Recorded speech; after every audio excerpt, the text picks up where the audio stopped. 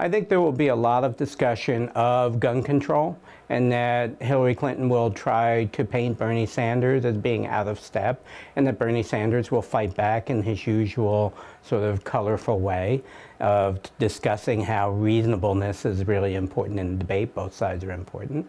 I think that there will be a lot of carping at Hillary Clinton from the other four candidates about what could be understood as a flip-flop on the Pacific Trade Agreement that she initiated, she helped initiate, but didn't actually formulate over the past 2 years, which, you know, there have been a lot of changes. And she'll explain those changes. And one of them is a human trafficking change that took certain aspects of human trafficking out, and I think she'll use that as one of the reasons why. So I do think this is an opportunity for her to sort of regain her footing, because she has lost a lot of ground over the past 3 months.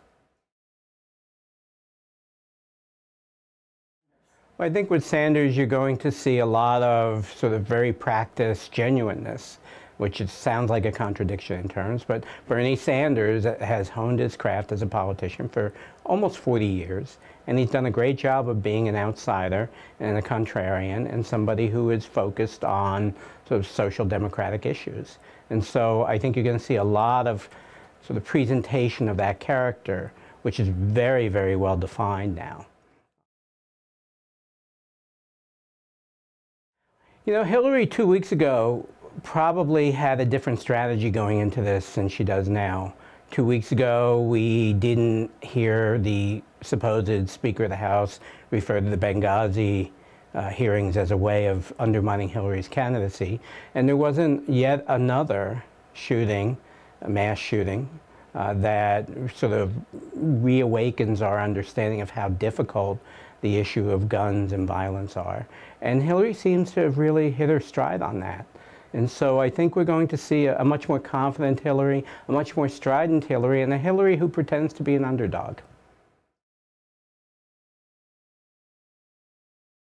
O'Malley, I think his main goal is not to have a result that's a lot like many of the Republican candidates in the debate, and that is nobody pays any attention to him.